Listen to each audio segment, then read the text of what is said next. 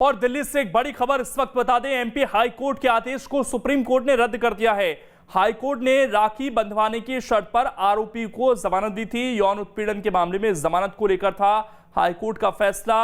Stereotyping से बचे जज, ये सुप्रीम कोर्ट ने कहा है। 9 महिला वकीलों ने सुप्रीम कोर्ट में फैसले को चुनौती दी थी। सुप्रीम कोर्ट ने मध्य प्रदेश हाई कोर्ट के उस आदेश को रद्द कर दिया जिसमें यौन उत्पीड़न के मामले में जमानत की शर्त के रूप में आरोपी को पीड़िता से राखी बंधवाना था। सुप्रीम कोर्ट ने मामले की सुनवाई के दौरान जजों को संवेदनशीलता को लेकर कई दिशा निर्देश जारी किए हैं। साथ ही जजों को किसी भी तरह के स्टीरियोटाइपिंग से बचने के लिए कहा है।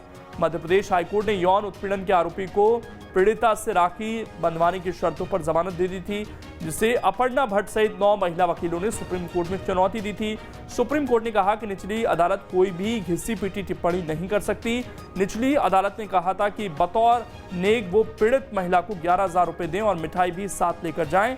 इसके अलावा उसके बच्चे के लिए मिठाई और कपड़े खरीदने के लिए 5,000 रुपए देने को कहा था।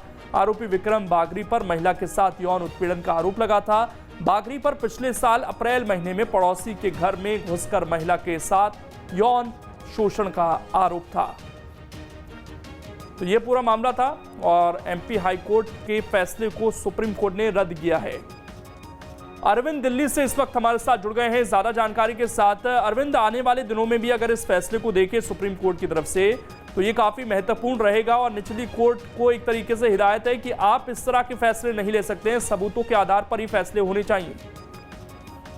बिल्कुल, सुप्रीम कोर्ट का जो आदेश पढ़ा गया है उसमें सुप्रीम कोर्ट ने साफ किया है कि जो मध्य प्रदेश हाई कोर्ट का फैसला है वो गलत है, जिसमें एक रेप के आरोपी को इस शर्त के साथ जमानत दे दी गई कि वो पीड़ित लड़की के घर जाकर के माफी मांगेगा और उससे राखी बंधवाएगा। तो सुप्रीम कोर्ट में जो याचिका दायर की गई थी 9 महिला वकीलों की तरफ से, उनका ये कहना था कि इस तरह के फैसले पीड़ित लड़की के दर्द को ही और ज्यादा बढ़ाते हैं और सुप्रीम कोर्ट को यह तय करना चाहिए कि रेप के मामले में क्या हाई कोर्ट या फिर देश भर की जो निचली अदालतें हैं इस तरह के आदेश दे सकती हैं या नहीं।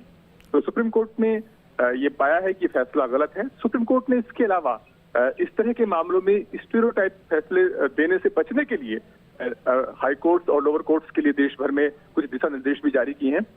अभी जब सुप्रीम कोर्ट का लिखित आदेश आएगा तो उसके जरिए हमें पता चलेगा कि आखिर सुप्रीम कोर्ट ने क्या कुछ डायरेक्शन पास किए हैं इस इश्यू को लेकर के। लेकिन इतना तय है कि सुप्रीम कोर्ट ने माना कि इस तरह के फैसले नहीं दिए जा सकते और इस तरह के फैसलों पर रोक लगाने के लिए कोर्ट ने गाइडलाइन जारी की है, जिसकी जानकारी कुछ देर बाद जब विस्तृत आदेश की कॉपी आएगी तो मिल जाएगी। बिल्कुल, शुक्रिया अरविंद आपका जुड़ने के लिए और जानकारी देने के लिए। तो ये जैसा हमने कहा कि आने वाले दिनों में भी नई गाइडलाइंस आ जाएंगी कि जो निचली अदालतें हैं वो क्या इस तरह के मामलों में इस तरह से कोई फैसला दे सकती हैं या फिर नहीं।